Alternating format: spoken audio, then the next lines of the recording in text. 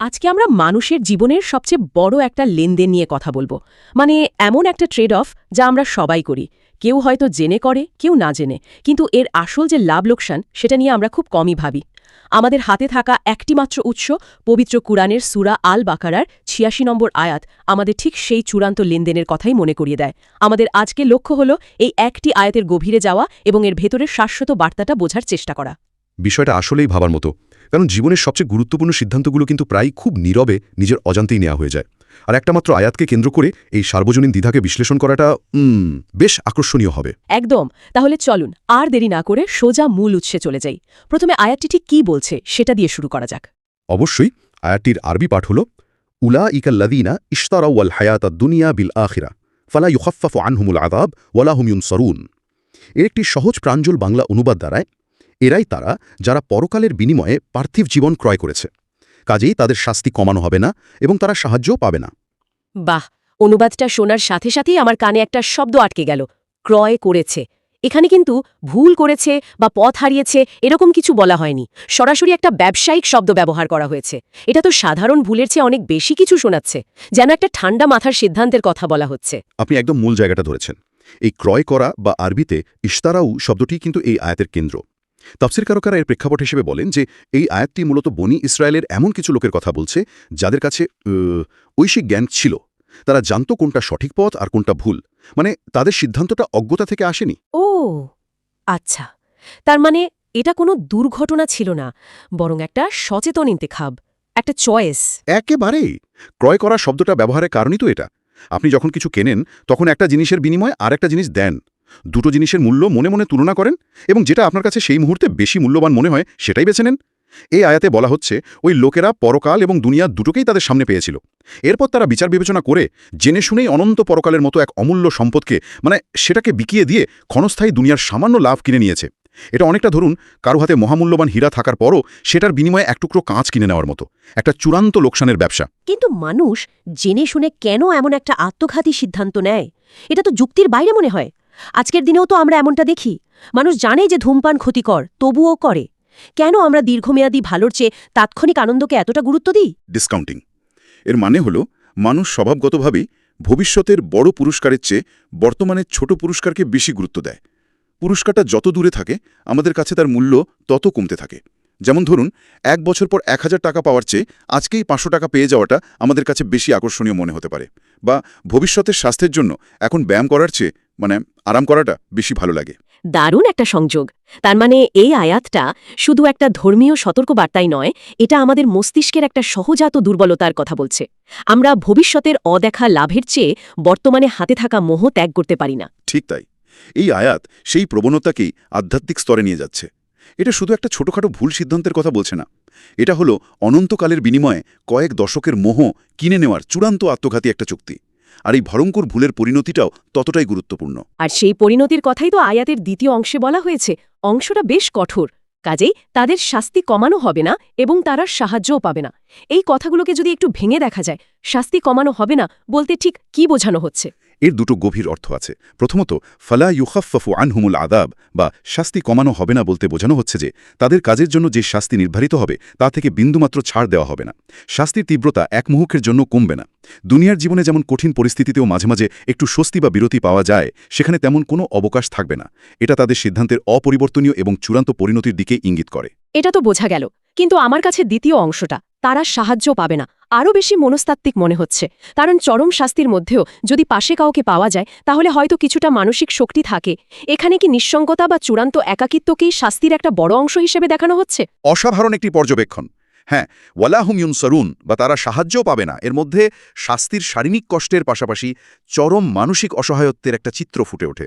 দুনিয়াতে বিপদে পড়লে বন্ধু, পরিবার বা কোনো প্রভাবশালী ব্যক্তি এসে আমাদের বাঁচানোর চেষ্টা করে, কিন্তু সেই চূড়ান্ত বিচারের দিনে তাদের পক্ষে কথা বলার বা তাদের বাঁচানোর জন্য কোনো সাহায্যকারী, কোনো সুপারিশকারী বা ত্রাণকর্তা থাকবে না। তারা তাদের কাজের ফল ভোগ করার ক্ষেত্রে হবে সম্পূর্ণ একা।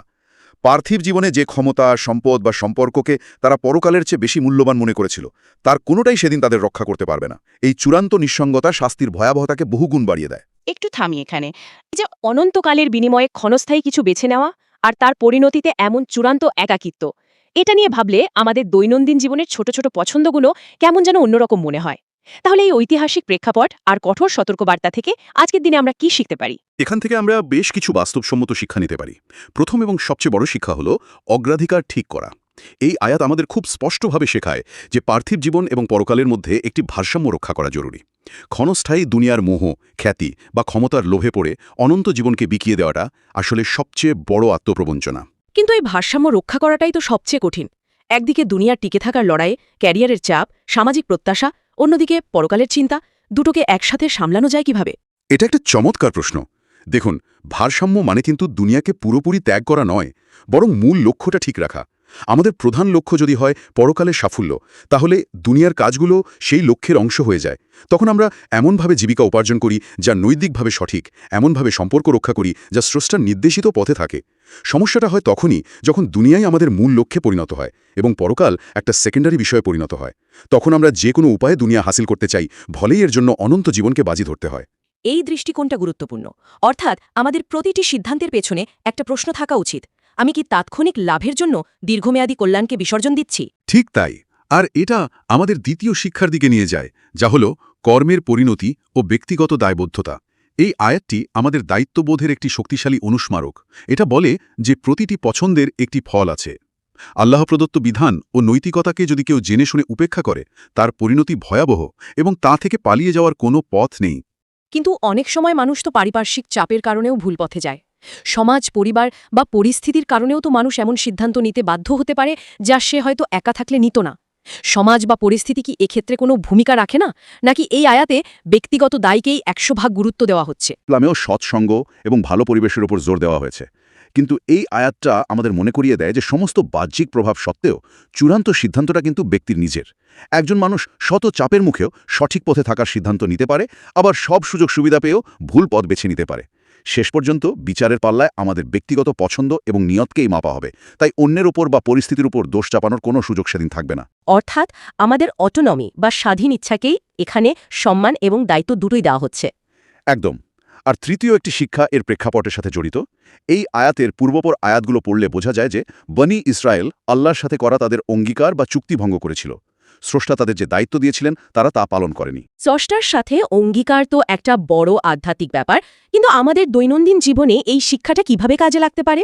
যেমন চাকরির চুক্তি বা বন্ধুদের দেওয়া কথার ক্ষেত্রেও কি একই নীতি প্রযোজ্য? অবশ্যই এই শিক্ষাটা সার্বজনীন। অঙ্গীকারের গুরুত্ব সব ক্ষেত্রে প্রযোজ্য। সেটা স্রষ্টার সাথে করা আধ্যাত্মিক অঙ্গীকার হোক, জীবনসঙ্গীর সাথে করা প্রতিশ্রুতি হোক, ব্যবসায়িক চুক্তি হোক বা বন্ধুকে দেওয়া সাধারণ কথাই হোক, তার রক্ষা করাটা বিশ্বাসের ভিত্তি। অঙ্গীকার ভঙ্গ করা মানে বিশ্বাস ভঙ্গ করা। যে ব্যক্তি বা জাতি তার অঙ্গীকার রক্ষা করে না, সে ধীরে ধীরে সবার আস্থা হারায়।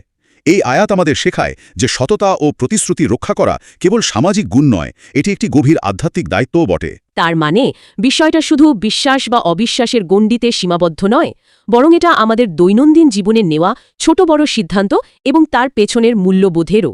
আমরা কোনটাকে বেশি দাম দিচ্ছি, কোনটাকে কম, সেটাই আমাদের পরিচয় এবং পরিণতি ঠিক করে দিচ্ছে। আপনি বিষয়টার সারমর্ম তুলে ধরেছেন। এই আয়াত আমাদের প্রতিটি সিদ্ধান্তের পেছনে থাকা উদ্দেশ্য বা নিয়ত নিয়ে ভাবতে বাধ্য করে। আমরা যে কাজটা করছি সেটা কি কেবল দুনিয়ার বাহবা পাওয়ার জন্য, নাকি এর পেছনে মহৎ কোনো উদ্দেশ্য আছে? আমরা কি ক্ষণস্থায়ী লাভের জন্য দীর্ঘমেয়াদী এবং শাশ্বত কল্যাণকে বিসর্জন দিচ্ছি? এই প্রশ্নগুলোই এই আয়াতের মূল বার্তা। আজকের এই গভীর আলোচনা থেকে একটা বিষয় আমার কাছে খুব পরিষ্কার হলো। সূরা বাকারার এই একটি আয়াত শুধু একটি ঐতিহাসিক বর্ণনা নয়, বরং এটি মানুষের মনস্তত্ত্ব, তার অগ্রাধিকার এবং কর্মফলের এক শাশ্বত চিত্র। এটি পরকালের বিনিময়ে দুনিয়াকে কিনে নেওয়ার যে শক্তিশালী রূপক ব্যবহার করেছে তা আমাদের এক চূড়ান্ত সতর্কবার্তা দেয়। এটা আমাদের শেখায় যে জীবনের সবচেয়ে বড় লেনদেনটি আমরা প্রতিদিন, প্রতি মুহূর্তে আমাদের সিদ্ধান্তের মাধ্যমে করে চলেছি। এবং এখান থেকেই শেষ করার আগে একটা জরুরি প্রশ্ন ওঠে, যা নিয়ে হয়তো ভাবা যেতে পারে, যে পৃথিবীতে প্রতিটি মুহূর্তে তাৎক্ষণিক প্রাপ্তি, সাফল্য আর ভোগকে পুরস্কৃত করা হয়, যেখানে সবকিছুই দৃশ্যমান এবং পরিমাপযোগ্য। ফেসবুকে কত লাইক, ব্যাংক অ্যাকাউন্টে কত টাকা, কেরিয়ারে কত বড় পদ, সেই পৃথিবীতে অদৃশ্য পরকালের মূল্যকে এই দৃশ্যমান পার্থিব জীবনের বিপরীতে কিভাবে পরিমাপ করা সম্ভব?